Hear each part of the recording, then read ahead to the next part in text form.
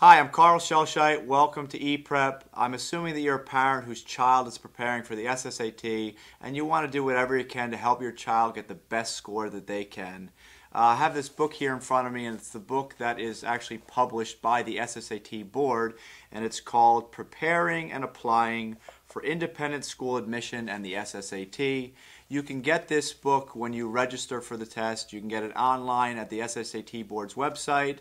But I want to, just warn you about this book. There are 4 practice tests in the book. There are 2 lower level tests, a test 1 and a test 2, and 2 upper level tests, a test 1 and a test 2. There's a lot of overlap between the 2 tests. Okay, they're very similar, and there's also another common denominator between the 2 tests, the lower and upper level, and that is that there are a lot of very, very flimsy questions in this book. Okay, when you get to the synonyms, for example, I guarantee you that if you go through this stuff with your kid and you pick the ones that they got wrong and you go through them, you'd look at some of the wrong ones and say, you know what, son or daughter, I think I may have gotten that one wrong too. I think you had a very good reason for picking that one. I'm with you, don't worry about it. And that's the message you need to send your child. Okay, there's enough ambiguity in this book on a lot of the questions that, hey, a kid might reason a certain way and come up with the wrong answer. It doesn't mean their reasoning is faulty. It just means they didn't reason the way the person who designed the question reasoned. And so, trust me, if you go through this with your child and you want to help them get a better score, there are going to be moments in that preparation process where you're going to have to look your child in the eye and say, you know what? I don't know if I would have gotten this one either.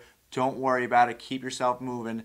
And the point is this, that there are going to be tough calls when the kid takes the test, all right? And I always tell kids who I tutor privately, hey, listen, you could put 20 really smart kids in a room and give them all this test, and on certain questions, there are going to be a lot of different answers coming out of it. And so don't worry about it. Whichever way you go, you're going to be in good company, but know that there will be tough ones. There will be ones that really have you torn between 2 answers.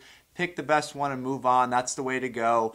Again, they will always be in good company. And I think that if you admit to them, hey, I would have been, stuck on this one too, or, I don't know if I would have gotten this one, or I would have guessed the wrong way too, that's okay, all right? They'll know that, you don't need to be perfect and that you don't need to be in the 99th percentile to get into a good school. And really, for many, many schools in the United States, as long as your child scores above the 40th percentile against other SSAT takers, they have cross that threshold, and then the admissions people will look at their grades and their recommendations and consider the interview and stuff like that. And so don't stress out about the test. Enjoy the time working with your child, and remember that you are going to have trouble with some of these questions too, because there is a lot of ambiguity in this book.